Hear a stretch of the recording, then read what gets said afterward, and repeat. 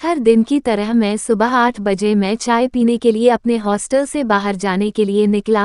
मैं जैसे ही चाय की दुकान वाले के पास पहुंचा, देखा आज चाय वाला वहां पे नहीं था।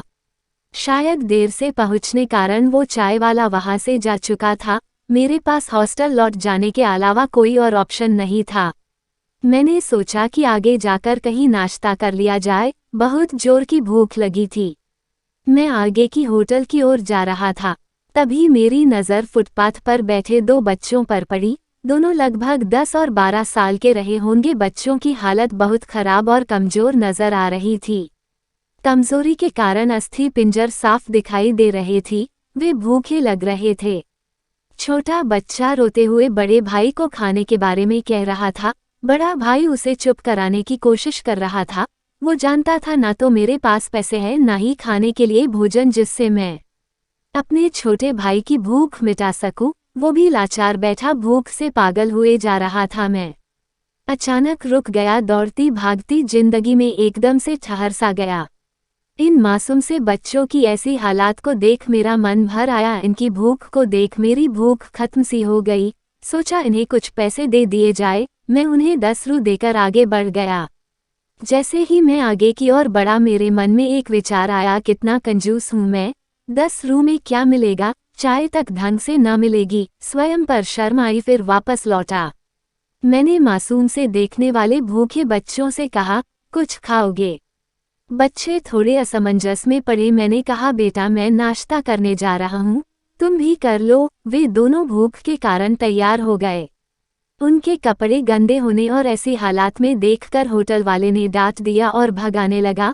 मैंने कहा, भाई साहब उन्हें जो खाना है वो उन्हें 2 पैसे में दूंगा। मेरी बातें सुन होटल वाले ने आश्चर्य से मेरी ओर देखा। उसकी आंखों में उसके बर्ताव के लिए शर्म साफ दिखाई दी। बच्चों ने नाश्ता में मिठाई व लस्सी मांगी। सेल्फ सर्विस के कारण मैंने नाश्ता बच्चों को लेकर दिया। बच्चे जब खाने लगे, उनके चेहरे की खुशी देख मेरे चेहरे पे स्माइल आ गई। उस वक्त हमें दुनिया की काफ़ी अच्छी फीलिंग आ रहा थी। उन 2 मासूम बच्चों को देख अपना बचपना याद आ गया। होटल से निकलने के बाद मैंने बच्चों को कहा, बेटा जो पैसे मैंने दिए हैं उसमें 2 रू का शैम्पू लेकर हैंडपंप के पास नहा लेना और फिर दोपहर शाम का खाना पास के मंदिर में चलने वाले लंगर में खा लेना। और मैं नाश्ते के पैसे देकर फिर अपनी दौड़ती दिनचर्या की ओर बढ़ निकला। होटल के आसपास के लोग बड़े सम्मान के साथ देख रहे थे। होटल वाले के शब्द आदर में परिवर्तित हो चुके थे। मैं अपने हॉस्टल की ओर निकला। थोड़ा मन भारी लग रहा था। मन थोड़ा उनके बारे में सोचकर दुखी हो रहा था।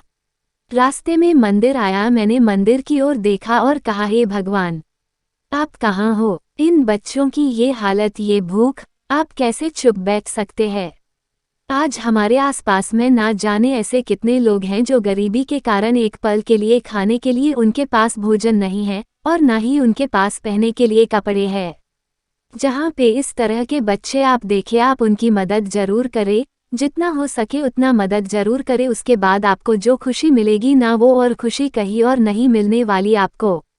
हम बदलेंगे, युग बदलेगा। हम सुधरेंगे, युग सुधरेगा। आपको कहानी कैसी लगी हमें एक प्यारा सा कमेंट करके ज़रूर बताएगा। और हमारे चैनल पर अगर आप नए हैं तो हमारे चैनल को सब्सक्राइब करें। धन्यवाद आपका।